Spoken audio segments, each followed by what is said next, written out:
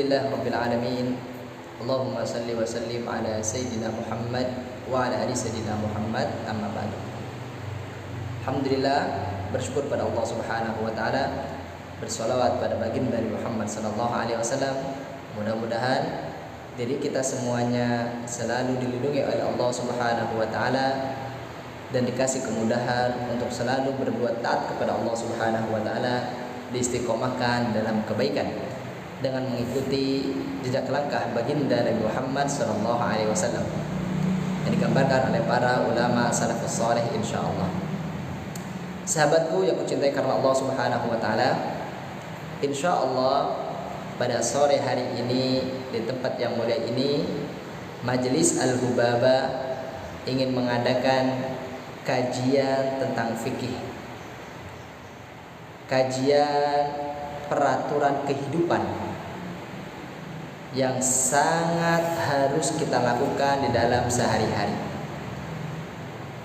Karena salah satu tujuan Majelis Al-Hubaba dibuat adalah ingin mengembalikan citra pola pikir para ulama salafus saleh yang mustaqim, yang istiqamah, yang dianggap atau yang terhimpun dari 4 madhab, yaitu Al-Imam Abu Hanifah radhiyallahu anhu, Al-Imam Malik radhiyallahu anhu, Imam Syafi'i radhiyallahu anhu, dan Imam Ahmad bin Hanbal radhiyallahu anhu. Niatan kita membangun Majelis Al-Hubaba ini adalah menghidupkan pola pikir para ulama yang istiqamah, yang terjaga, yang dijaga oleh Allah Subhanahu wa taala di dalam kehidupan kita. Karena mungkin kita sering melihat sekarang dengan mata kita, bahkan kita sering mendengar atau mengetahui banyak sekali di antara diri kita yang mulai meninggalkan pemikiran para ulama. Banyak sekali yang meninggalkan cara hidup para ulama yang saleh ini. Sehingga kehidupan diri kita tidak ada aturan yang menjadi pondasi. Tidak ada aturan yang menjadi rujukan atau pegangan di dalam kehidupan. Sehingga hanya semau diri kita, sekeinginan diri kita. Kita bisa lihat bersama sahabat yang dimuliakan oleh Allah Subhanahu wa taala, para orang tua, para anak-anak muda yang menyaksikan acara ini atau yang hadir di tempat ini, yang mendengarkan ini, kita bisa melihat di sekeliling kita, bahkan di keluarga kita atau di dalam diri kita pribadinya, terutama dalam diri kita. Kita bisa melihat seberapa banyak gerak-gerik kita, tingkah laku kita, kehidupan kita yang kita kembalikan atau kita contohkan di dalam kehidupan para ulama. Kita bisa mengukurnya dan kita bisa mengetahuinya di dalam diri kita. Seberapa banyakkah diri kita bisa mengikuti para ulama di dalam kehidupan kita. Inilah salah satu tujuan Majelis Al-Hubaba dibuat bersama karena ingin mengembalikan pola pikir ulama yang mustaqim, yang saleh, para kekasih Allah Subhanahu wa taala di dalam diri kita, keluarga kita, sanak famili dan semuanya umat Nabi Muhammad sallallahu alaihi wasallam. Dan khususnya di majelis kita ingin berporos pada salah satu ulama, yaitu Imam Syafi'i radhiyallahu anhu. Walaupun nanti ada beberapa kita kembali ke a'immah yang lainnya, akan tetapi yang paling banyak insyaallah itu di madhab imam kita, yaitu Imam Syafi'i radhiyallahu anhu. Mudah-mudahan kita mendapat barokahnya, mudah-mudahan kita mendapat manfaatnya, mudah-mudahan kita mendapat ilmu yang berguna buat diri kita. Nah, insyaallah pada sore hari ini kita ingin mengambil kajian atau memulai kajian tentang fikih. Tentang fikih, apa sih itu fikih? Fikih adalah pemahaman di dalam melakukan agama. Pemahaman atau aturan yang harus kita kerjakan, yang harus kita pahami supaya kita bisa menjalankan ibadah kita dengan benar. Supaya kita bisa menjalankan rutinitas kedekatan seorang hamba kepada Allah Subhanahu wa taala dengan aturan yang benar. sebagaimana yang diajarkan oleh Rasulullah sallallahu alaihi wasallam. Kenapa? Karena ketika seorang hamba ingin mendekatkan dirinya kepada Allah Subhanahu wa taala dalam beribadah, harus mengikuti petunjuk dari Nabi Muhammad sallallahu alaihi wasallam. Harus mengikuti apa yang diperintah oleh Rasulullah sallallahu alaihi wasallam dan menjauhi apapun yang dilarang oleh Rasulullah sallallahu alaihi wasallam. Ketika seseorang tidak mengikuti aturan yang dibuat oleh Rasulullah sallallahu alaihi wasallam atau mengerjakan sesuatu yang dilarang oleh Rasulullah sallallahu alaihi wasallam, maka seseorang tersebut tidak akan bisa sampai kepada Allah Subhanahu wa taala. Karena apa? Karena pintu untuk menuju kepada Allah Subhanahu wa taala adalah Rasulullah sallallahu alaihi wasallam. Dengan sebab itulah kita semuanya ingin memasuki pintu yang dibuka oleh Rasulullah sallallahu alaihi wasallam supaya kita bisa memasuki dalam pintu ketaatan kepada Allah Subhanahu wa taala. Salah satunya yaitu dengan belajar ilmu fiqih, yaitu ilmu syariat, ilmu atau aturan yang harus kita gunakan di keseharian kita. Dari mulai kita bangun tidur sampai kita tidur kembali, untuk mengerjakan sholat kita, untuk mengerjakan puasa kita, untuk mengerjakan haji kita, untuk mengerjakan zakat kita, dan untuk mengerjakan ibadah-ibadah apapun yang kita lakukan untuk mendekatkan diri kepada Allah Subhanahu wa taala. Ibadah yang dikhususkan dari seorang hamba untuk menuju Allah Subhanahu wa taala, atau ibadah sesama antar manusia, muamalah bersama manusia, kehidupan dengan manusia, dengan keluarga, dengan orang tua, dengan anak, dengan istri, dan umat Nabi Muhammad SAW pada umumnya. Semuanya harus diatur atau sesuai dengan aturan yang digambarkan oleh Rasulullah SAW. Supaya apa? Supaya semuanya dianggap ibadah oleh Allah Subhanahu wa taala melalui pintu Rasulullah SAW. Ketika seseorang beribadah tanpa ilmu fiqih, tanpa mengetahui ilmu fiqih, maka ibadah tersebut pasti akan salah dan tidak akan terjadi. Kenapa? Karena tidak mungkin seseorang bisa beribadah tanpa mengetahui ilmunya, tanpa mengetahui aturan-aturan di dalam peribadahan. Kita bisa mengambil contoh sahabatku yang kemuliakan karena Allah Subhanahu wa taala, yang kucintai karena Allah Subhanahu wa taala, yang hadir di sini, yang menyaksikan acara ini. Kita lihat, apabila kita bukan seorang dokter bedah mungkin melakukan operasi, kita tidak tahu ilmunya, kita tidak pernah belajar bagaimana yang akan terjadi pada diri kita ketika kita melakukan amaliyah operasi kepada seseorang. Kita bisa bayangkan apa yang akan terjadi ketika kita melakukan hal-hal tersebut. Nasallallahu al-afiyah, yang terjadi adalah di luar dugaan kita, bisa membahayakan diri kita dan orang lain. Itu untuk urusan duniawi. Bagaimana dengan urusan akhirat kita? Bagaimana dengan urusan ibadah kita, pendekatan diri kita kepada Allah Subhanahu wa taala apabila tidak didasari dengan ilmu, tidak didasari dengan pengetahuan, tidak didasari dengan aturan atau larangan yang digambarkan oleh Rasulullah SAW, maka hasilnya pun akan berbahaya buat diri kita pribadi dan mungkin bisa menyebar kepada orang lain. Itulah sebabnya kami dari Majelis Al-Hubaba ingin membuka kajian fikih di setiap sore ini, insyaallah, supaya kehidupan di dalam beribadah kita, pendekatan diri kita kepada Allah Subhanahu wa taala itu semakin terarah sebagaimana yang diajarkan oleh para ulama, para salafus saleh. Bagaimana caranya kita mengetahui perintah atau larangan yang digambarkan oleh Rasulullah SAW, sedangkan kita tidak pernah melihat Rasulullah SAW, sedangkan kita tidak pernah mendengar Rasulullah SAW.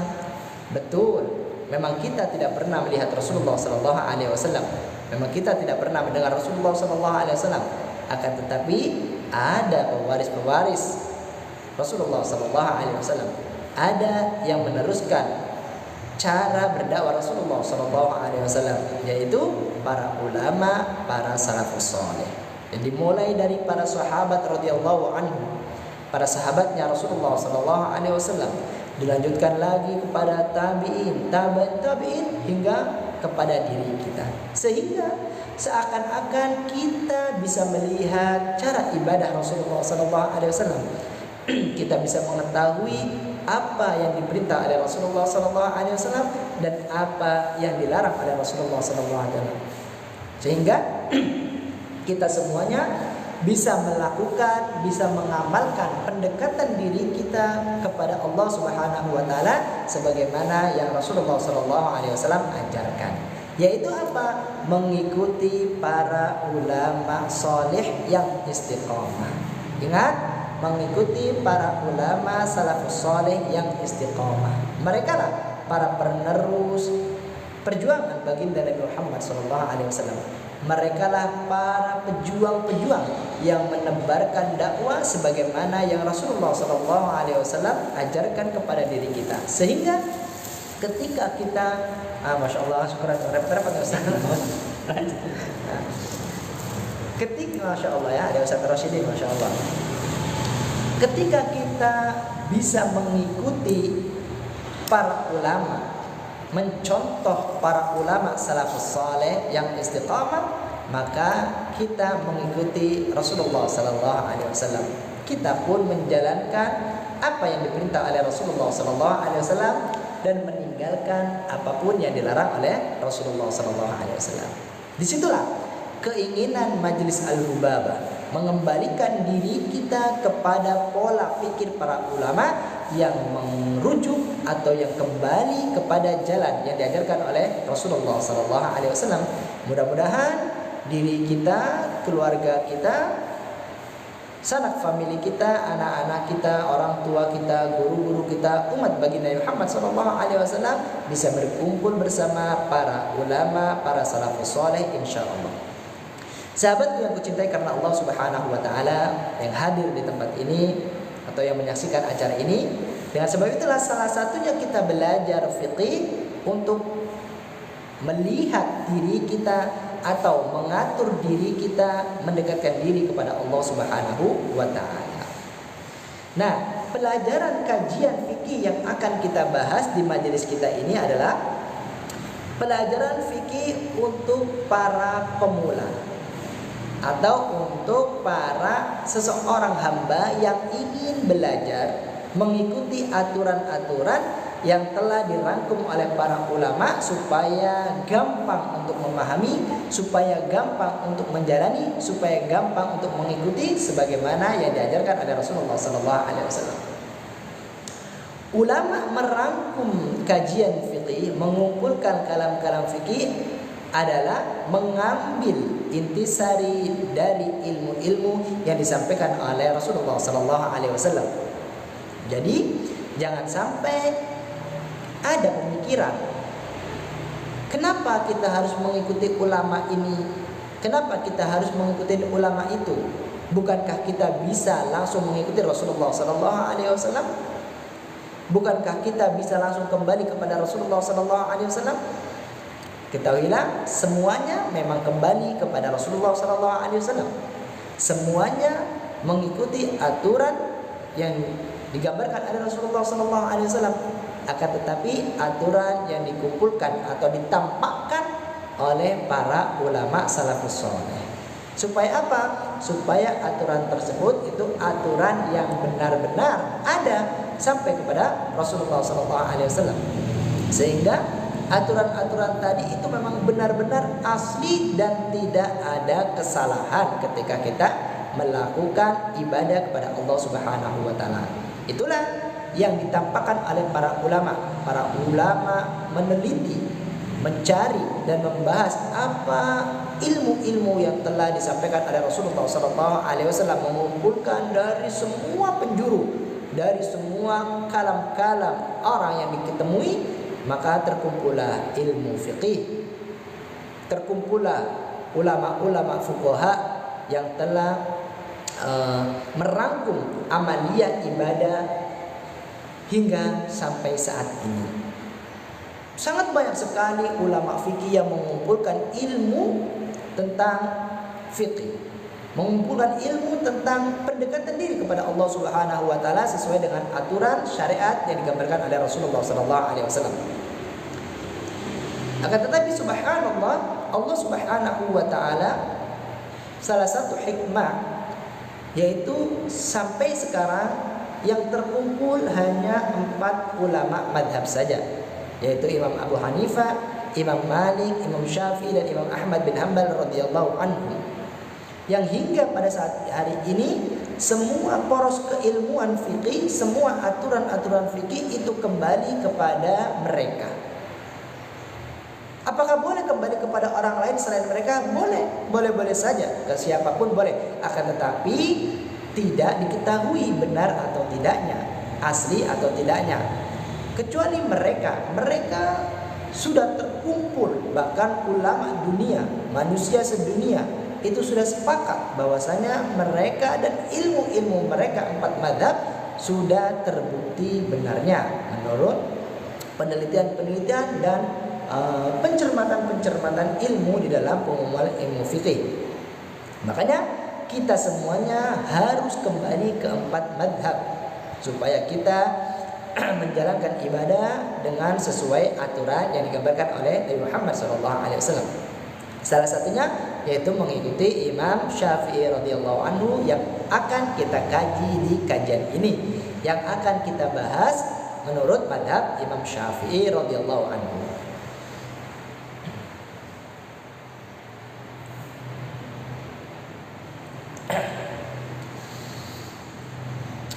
Akan tetapi yang akan kita bahas ini adalah kajian-kajian fikih yang pemula. Jadi kitab yang akan kita baca, kitab yang akan kita pelajari adalah kitab-kitab bagi pemula. Supaya apa? Supaya kita mudah memahami, supaya kita bisa mengamalkan dengan gampang insya Allah. Dahulu kitab-kitab ini menyebar, sangat banyak sekali dipelajari, khususnya di pesantren, pondok pesantren atau tempat-tempat majelis ta'lim agama yang lainnya, dan umumnya di masyarakat. Akan tetapi sampai sekarang yang kita lihat, banyak di antara diri kita mulai meninggalkan pelajaran tersebut, mulai meninggalkan pelajaran-pelajaran yang sangat penting untuk pentashihan atau untuk penilaian aturan ibadah kita kepada Allah Subhanahu wa taala. Sehingga kalau kita melihat sekarang, bukan hanya anak kecil saja, bahkan orang dewasa pun banyak yang tidak tahu pelajaran fikih. Orang yang sudah mukallaf, bahkan sampai orang tua pun banyak yang tidak belajar fikih. Kenapa?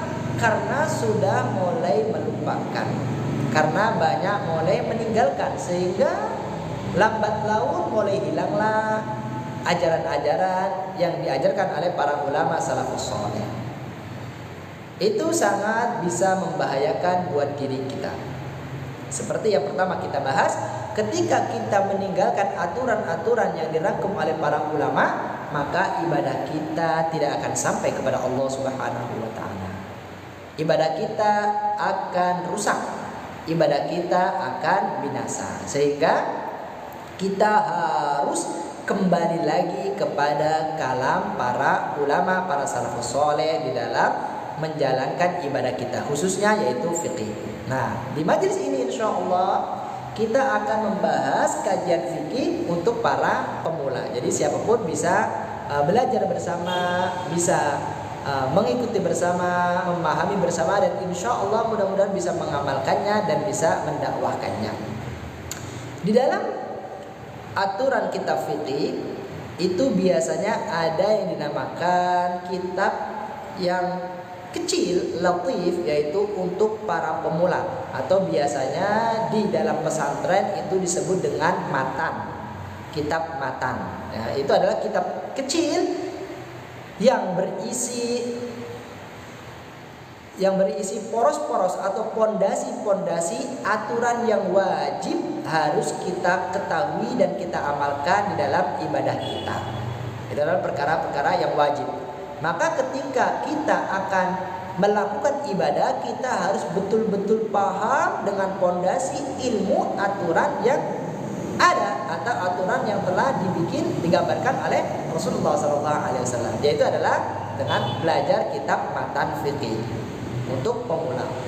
Nanti ke atasnya itu ada, setelah matan ada kitab yang lebih tinggi lagi, yaitu biasa disebut dengan syarah atau penjelasan kitab yang tipis untuk memahami ibarah-ibarah atau pemahaman yang lebih luas lagi. Kenapa? Karena ilmu fikih itu sangat luas. Ilmu fikih itu sangat besar sehingga tidak ada berhentinya di dalam pemahaman ilmu fikih. Ilmu yang selalu besar hingga tanpa batas. Nah, di atasnya lagi nanti ada dengan hasyiah dan kitab seterusnya. Lebih besar lagi.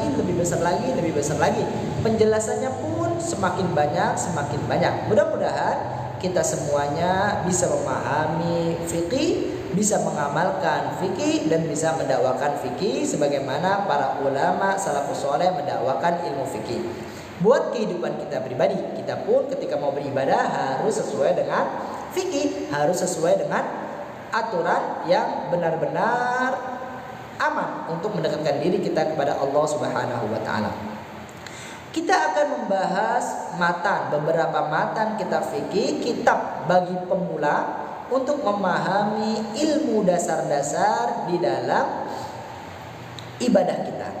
Ilmu dasar dalam menjalankan syariat pendekatan diri kita kepada Allah Subhanahu wa taala, yaitu dengan kitab yang ringkas, dengan kitab yang mungkin dibilang kecil. Akan tetapi ilmu dan manfaatnya itu sangat luas dan sangat bermanfaat buat diri kita. Insya Allah penjelasan kita pun tidak akan melebar atau berkepanjangan yang sangat banyak. Kita ingin membaca kitab yang kecil, kitab yang ringkas, supaya kita semuanya, bagi pemula atau yang sudah paham, insya Allah bisa untuk belajar bersama, bisa untuk memahami bersama, dan bisa untuk mengamalkan bersama. Dan jangan lupa kita harus saling nasihat menasihati. Apabila kita pribadi ada salah dalam penyampaian atau kurang dalam penyampaian, kita sangat berharap kepada yang hadir di sini, yang menyaksikan acara ini, siapapun itu, ayo nasihati kami, ayo tegur kami. Supaya apa? Supaya kita sama-sama menuju di dalam pencarian ilmu, dalam pemahaman ilmu yang benar. Mungkin kita pun salah dalam berucap, salah dalam memberi penjelasan, salah dalam hal ini dan itu, maka kami sangat berharap untuk dinasihati dan dibenarkan. Kita membuka siapapun yang menyaksikan majelis ini, ayo nasihati kami, kita sama-sama saling menasihati supaya mulia di hadapan Allah Subhanahu wa taala dan dibanggakan oleh Rasulullah sallallahu alaihi wasallam insyaallah. Kita akan membahas kitab yang ringkas, kecil, tapi maknanya sangat luas sekali. Insyaallah kita akan membahas beberapa kitab yang kecil-kecil dan akan kita baca sedikit demi sedikit dengan pemahaman yang ringkas, dengan pemahaman yang cukup bagi seorang pemula untuk belajar ilmu fikih. Insya Allah dalam kajian pertama kali ini kita akan menggunakan kitab fikih yang disebut dengan Al-Mabadi Al-Fiqhiyah. Nama kitabnya Al-Mabadi Al-Fiqhiyah. Mungkin yang sudah ada bisa dibuka, atau yang belum ada bisa beli atau cari di internet ya, bisa kita baca bersama, kita bisa belajar bersama, yaitu kitab Al-Mabadi Fiqhiyah. Pemula, bagi orang yang ingin belajar ilmu fikih. Kitab Al-Mabadi Fiqhiyah adalah kitab yang tipis. Kitabnya tipis. Itu dirangkum oleh Al-Ustadz Umar Abdul Jabbar. Ya, dirangkum oleh Ustadz Umar Abdul Jabbar, itu ada di Indonesia ya. Kitab ini dulu sangat banyak sekali dipelajari, diajarkan di pondok-pondok pesantren atau majelis taklim, bahkan di masyarakat umumnya. Banyak sekali kitab ini dipelajari. Boleh kita lihat mungkin di internet ada apa, kitabnya sangat tipis. Ada beberapa bagian. Ya, ada beberapa bagian 1, 2, 3 dan 4. Ada beberapa bagian kitab-kitab yang mendasar supaya kita bisa paham dengan ilmu fikih sebelum kita belajar kitab fikih yang mungkin lebih luas atau lebih besar lagi. Nah, di sini kita akan membaca kitab Al-Mabadi Fiqhiyah yang dirangkum oleh Ustadz Umar Abdul Jabbar, yaitu buat pemula, khususnya buat kita pribadi dan keluarga. Dan bagi yang sudah mengetahui ilmu fikih atau sudah paham ilmu fikih atau yang sudah paham, ayo sama-sama kita murojaah, ayo sama-sama kita pahami, ayo sama-sama kita saling menasihati di dalam kebaikan insyaallah.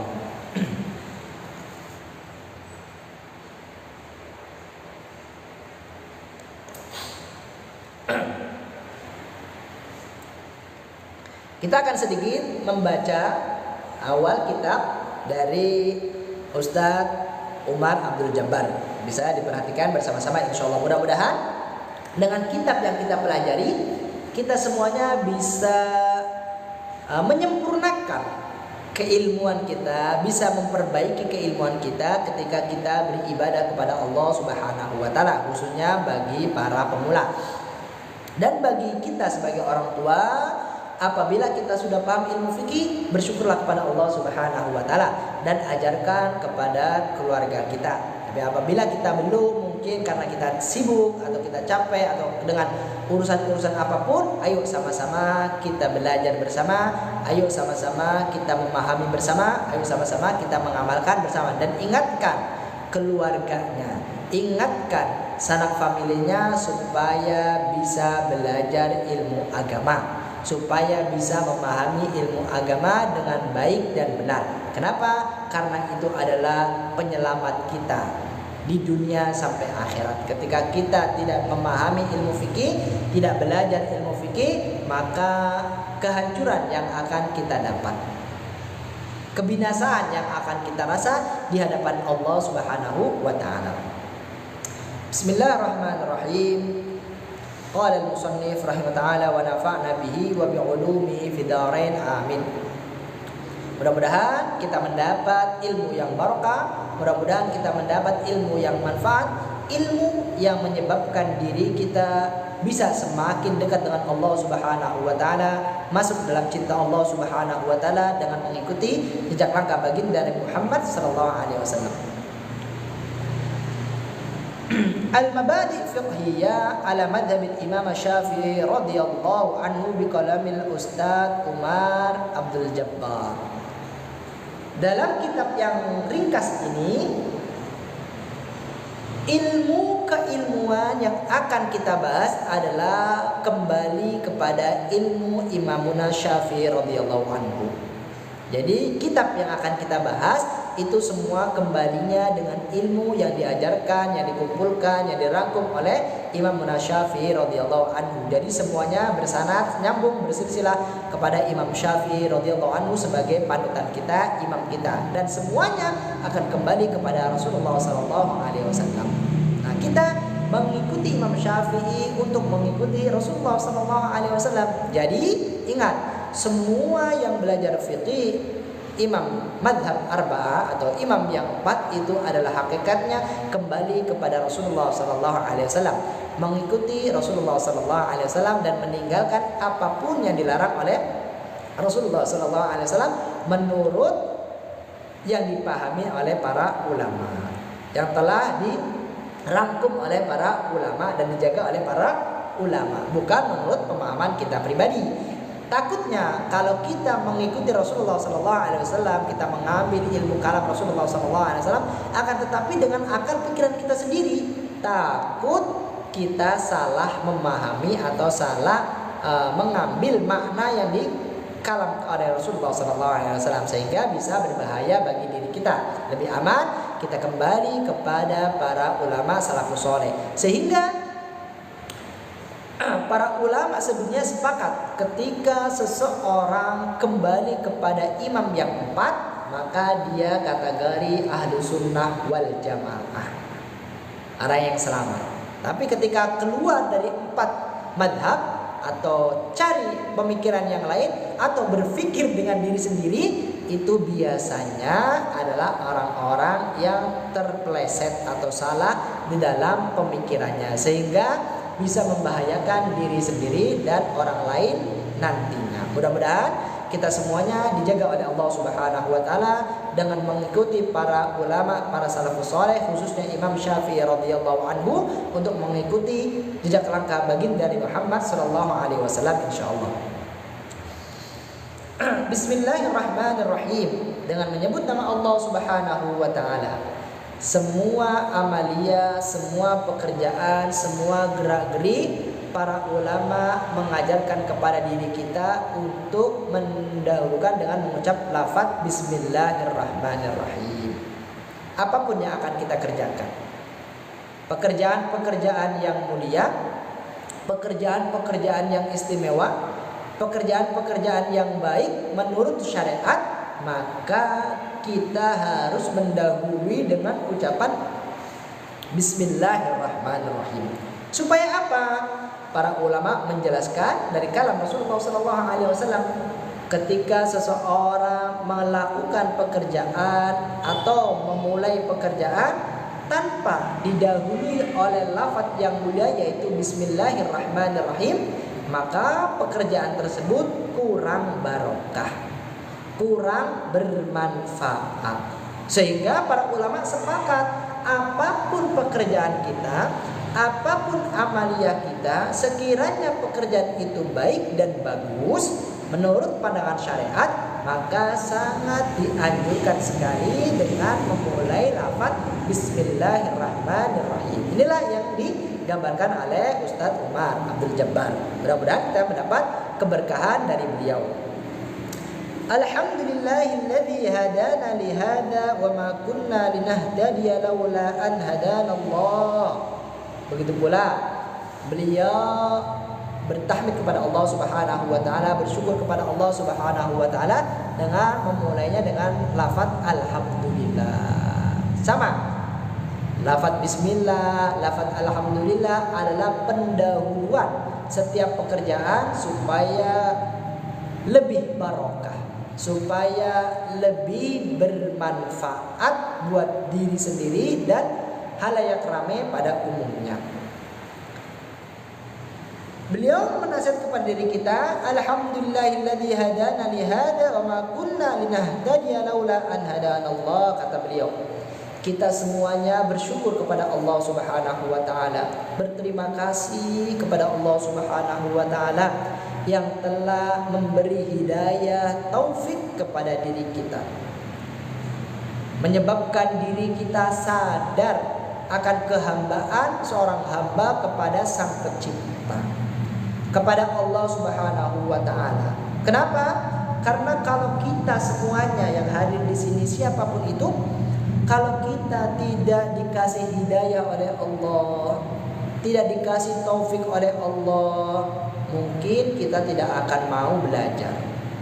Mungkin kita akan menjauhi Allah Subhanahu wa taala dengan meninggalkan perintah Allah Subhanahu wa taala atau melakukan yang dilarang oleh Allah Subhanahu wa taala.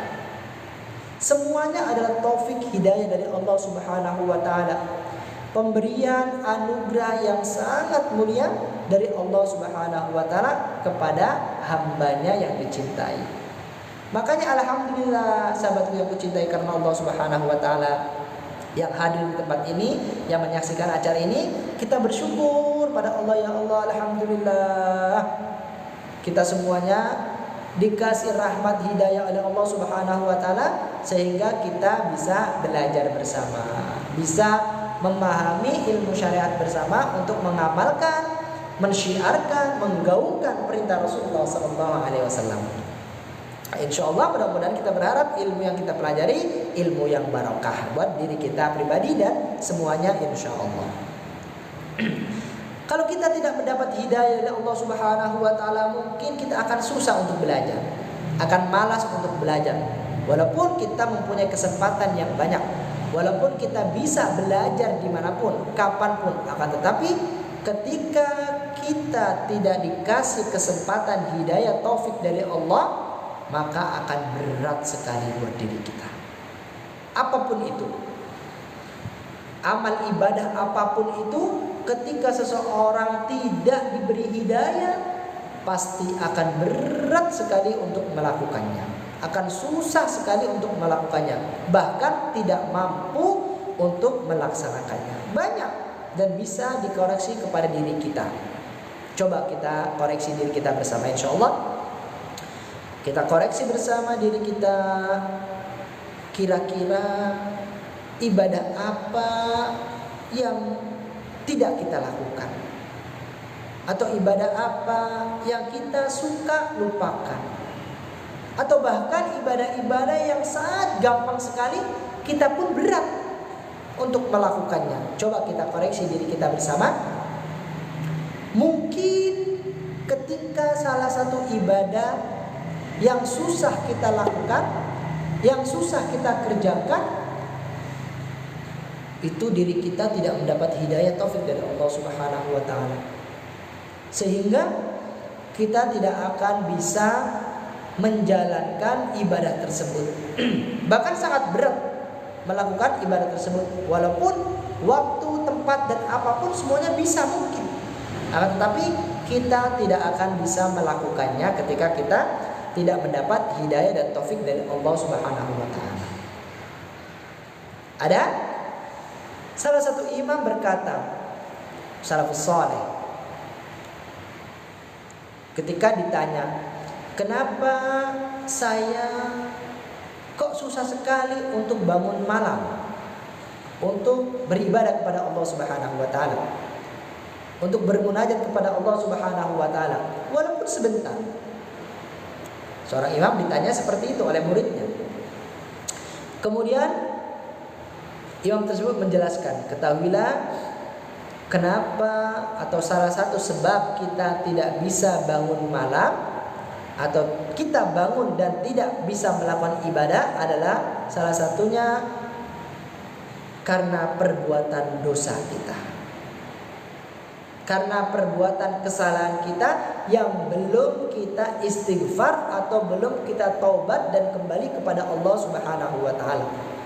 Jadi sehingga ketika seseorang berbuat dosa, seseorang bermaksiat kepada Allah Subhanahu wa taala dan belum bertobat, itu akan jauh dari rahmat dan taufik hidayah Allah Subhanahu wa taala.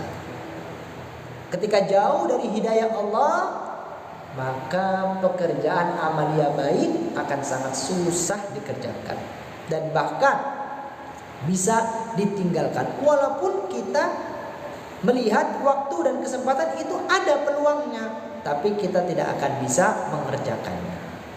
Kita bisa koreksi sama-sama, sahabatku yang kucintai karena Allah Subhanahu wa taala. Koreksi buat diri kita. Kira-kira kita selalu dapat hidayah dari Allah Subhanahu wa taala atau enggak?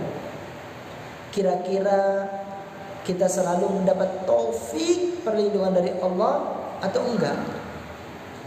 Nah, kita koreksi bersama dan kita berharap dan husnudzan, ya Allah, mudah-mudahan kita semua selalu dijaga oleh Allah Subhanahu wa taala, diistiqomahkan oleh Allah Subhanahu wa taala, sehingga taufik dan hidayah ada di dalam sanubari kita. Kita pun mudah melakukan hal-hal yang baik, kita pun gampang melakukan hal-hal yang baik, dan dijauhkan dari segala kemaksiatan kepada Allah Subhanahu wa taala. Maka banyak berdoa dan husnudzan kepada Allah Subhanahu wa taala supaya kita semuanya mendapat taufik dan hidayah istiqamah dari Allah Subhanahu wa taala.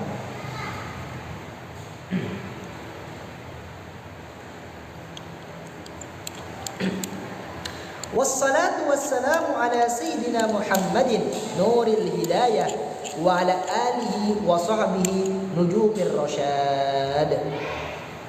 Bersolawat dan salam kepada baginda Nabi Muhammad SAW, kepada keluarganya, kepada para sahabat radhiyallahu anhum, supaya dengan solawat yang kita baca kita semakin mendapat keberkahan dan perlindungan dari Allah Subhanahu wa taala. Karena Rasulullah SAW adalah sosok yang paling mulia. Begitu pula dengan keluarganya dan para sahabatnya radhiyallahu anhum. Mereka dijaga oleh Allah Subhanahu wa taala. Mereka dilindungi oleh Allah Subhanahu wa taala. Sehingga ketika kita menyebut bersolawat kepada Rasulullah SAW, bersalam kepada Rasulullah SAW, dan menyebut keluarganya, menyebut para sahabat, sehingga kita menyebut para ulama, para salafus soleh, maka rahmat akan meliputi kita. Maka naungan anugerah Allah Subhanahu wa taala akan menaungi kita. Kita semuanya mendapat rahmat Allah Subhanahu wa taala. Kita semuanya mendapat lindungan Allah Subhanahu wa taala dengan bersolat kepada Rasulullah sallallahu alaihi wasallam, bersalam dengan Rasulullah sallallahu alaihi wasallam beserta keluarga dan sahabatnya radhiyallahu anhum. Nujumir rasyad, merekalah pelita-pelita petunjuk. Semuanya harus kembali kepada mereka. Ketika kita tidak kembali kepada para sahabat, keluarga Rasulullah sallallahu alaihi wasallam dan mengikuti Rasulullah sallallahu alaihi wasallam, maka kehidupan kita akan menjadi gelap gulita. Kehidupan kita tidak akan terarah. Kehidupan kita tidak akan bisa sampai kepada cinta Allah Subhanahu wa taala. Tidak akan sampai kepada Allah Subhanahu wa taala, tidak akan sampai. Wa ba'du فهذه دروس في الفقه على مذهب الإمام الشافعي رضي الله تعالى عنه. Kata Al-Ustaz Umar Baroja, Ustaz Umar Abdul Jabbar, ya, maaf kita salah sebut, yaitu Ustaz Umar Abdul Jabbar. Kata beliau, kitab ini adalah kitab yang menerangkan tentang fikih madhab Imam Syafi'i bagi para pemula. Bagi para yang ingin belajar kitab fikih, bisa dibuka bersama, bisa kita pelajari bersama. Beliau menukil dengan dijadikan nukilannya itu dengan kalam-kalam yang indah, dengan kalam-kalam yang gampang, dengan perkataan-perkataan yang mudah dipahami untuk semua orang yang akan belajar fikih. Jadi ketika kita belajar kitab Al-Mabadi Fiqhiyah, insya Allah itu mudah dipahami dan mudah dipengerti, dan mudah-mudahan bisa mengamalkan dan mengerjakan, bahkan mendakwakan isi kitab yang akan kita pelajari ini. Takhayyartuha li talamidil madarisi wal ma'ahidil al-islamiyah bi Indonesia. Kata beliau mencari kata-kata yang indah dan kata-kata yang gampang, keilmuan-keilmuan yang luas dibikin mudah, dibikin simple, dibikin gampang, supaya semuanya bisa belajar dan bisa mengerti, memahami ilmu fikih, Mudah-mudahan kita digampangkan oleh Allah Subhanahu wa taala untuk memahami ilmu fikih dan bisa mengamalkannya insyaallah. Beliau memilih kata-kata yang gampang, kata-kata yang simpel untuk diajarkan di beberapa madrasah-madrasah atau tempat-tempat belajar ilmu agama dan pondok pesantren Islamiyah. Bukan hanya sekedar di pondok pesantren atau di tempat-tempat majelis ta'lim umumnya, bahkan dahulu kitab ini sangat banyak dipelajari di masyarakat umum. Sangat banyak kita bisa mengetahuinya. Akan tetapi memang sekarang kita banyak yang meninggalkan, banyak yang melupakan ulama-ulama kita, yang khususnya yang ada di Indonesia. Kita banyak lupa dengan ulama-ulama yang mengajarkan kita. Kita banyak lupa dengan ulama-ulama yang memberi petunjuk kepada kita. Kita banyak melupakan ulama-ulama yang soleh yang ada di sekitaran kita. Sehingga kita banyak melupakan untuk belajar. Kita banyak melupakan untuk memahami kalam-kalam ulama supaya kita bisa kembali kepada Rasulullah SAW. Maka kita bisa lihat dengan jelas ketika kita mulai meninggalkan ulama kita, ketika kita meninggalkan orang-orang soleh di sekeliling kita yang ada di lingkungan kita, maka yang terjadi ya seperti ini. Seperti yang kita saksikan. Bukan hanya buat anak kecil saja atau buat para pemula. Kita pribadi pun yang sudah dewasa banyak yang meninggalkan para ulama, para salafus soleh yang ada di sekitaran kita. Sehingga mau tidak mau maka kehidupan kita tidak akan terarah.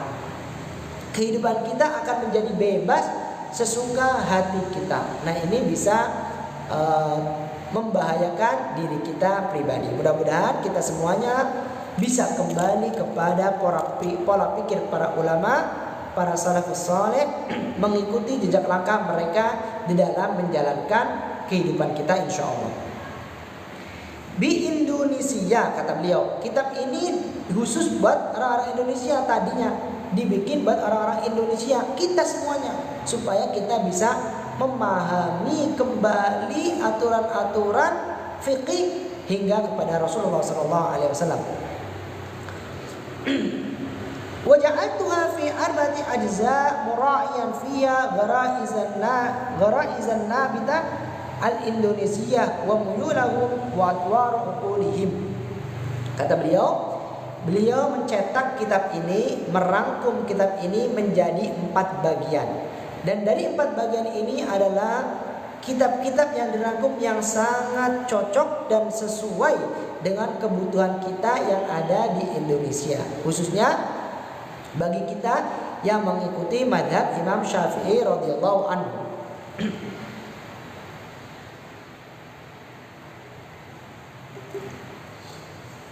Jadi kata beliau, kumpulan kitab ini atau rangkuman kitab ini sangat cocok sekali buat kita, dengan lingkungan kita, dengan kemasyarakat kita, dengan apapun yang ada di tempat ini. Sehingga ketika mungkin kita ingin berpindah dengan pemikiran yang lain, mungkin itu bisa bertentangan, mungkin itu bisa menjadi perbedaan. Sehingga beliau mencari yang paling tepat supaya masyarakat kita bisa saling menasihati dan menyokong, satu perpaduan, tidak ada perbedaan. Walaupun di luar sana banyak perbedaan, walaupun di luar sana banyak yang mungkin tidak sama dengan apa yang kita pelajari, tapi beliau mengumpulkan supaya kita menjadi masyarakat yang satu, masyarakat yang pemahamannya satu, yaitu mengikuti ulama yang ada di sekitaran kita, yang ada di tempat kita, yang ada di negara kita, yang ada di tempat ini.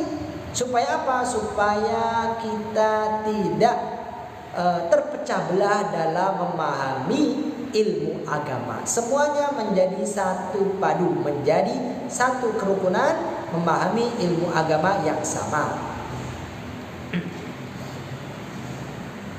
As'alullah an yuhaqqiqa ma aradtu in uridu illa al-islaha mastata'tu wa ma taufiqi illa billahi alaihi tawakkaltu wa ilaihi unib. Beliau berdoa kepada Allah Subhanahu wa taala, bermunajat kepada Allah Subhanahu wa taala, mendekatkan diri kepada Allah Subhanahu wa taala, berdoa, ya Allah, mudah-mudahan kitab yang beliau rangkum, kitab yang beliau nukil, kitab yang beliau jadikan ini bermanfaat buat kita semua. Dan alhamdulillah Allah buktikan pada saat hari ini, sahabat yang kucintai karena Allah Subhanahu wa taala. Lihat beliau menulisnya kapan, mengumpulnya kapan, sudah puluhan tahun beliau menulis, tapi alhamdulillah pada hari ini, di tempat ini, waktu ini, kita sama-sama bisa belajar melalui kitab beliau. Kita sama-sama bisa memahami kitab yang beliau rangkum, kitab yang beliau nukil. Mudah-mudahan kita pun bisa membawa keberkahan, membawa kemanfaatan buat diri kita, sehingga Allah Subhanahu wa taala memberikan atau memudahkan diri kita untuk paham akan ilmu agama insyaallah. Mastata'tu wa ma taufiqi illa billahi alaihi tawakkaltu wa ilaihi unib. Inilah yang semampu beliau, kata beliau. Beliau tawadhu sekali. Beliau merasa rendah di hadapan Allah Subhanahu wa taala, padahal beliau adalah seorang yang saleh, beliau adalah orang yang mustaqim, orang yang istiqomah. Mudah-mudahan kita semua yang hadir di tempat ini, yang menyaksikan majelis ini, mudah-mudahan dijaga oleh Allah Subhanahu wa taala, bisa selalu istiqomah dalam kebaikan, mengikuti para ulama salafus saleh, khususnya buat Ustadz Umar Abdul Jabbar, kita bisa mengikuti beliau di dalam menjalankan ibadah kita dengan kitab kajian yang beliau nukil. Wa ma taufiqi illa billah. Semua kembali kepada Allah Subhanahu wa taala. Taufik dan hidayah dari Allah Subhanahu wa taala. Kita semuanya hanya bisa berusaha. Kita semuanya berdoa kepada Allah Subhanahu wa taala.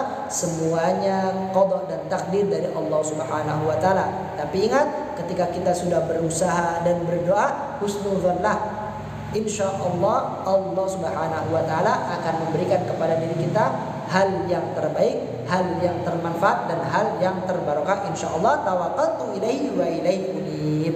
Kami semuanya berpasrah diri kepada Allah Subhanahu wa taala dan hanya kepada Allah Subhanahu wa taala kita kembali. Umar Abdul Jabbar.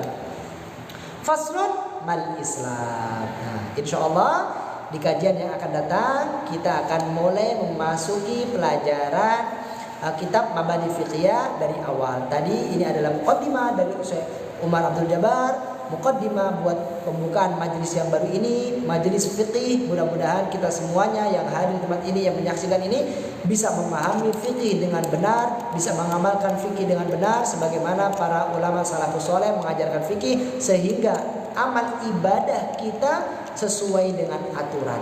Kehidupan kita sesuai dengan aturan, tidak berantakan dari diri kita. Mudah-mudahan semuanya bisa bermanfaat dan barokah buat diri kita pribadi, keluarga kita, sanak famili dan umat Nabi Muhammad SAW.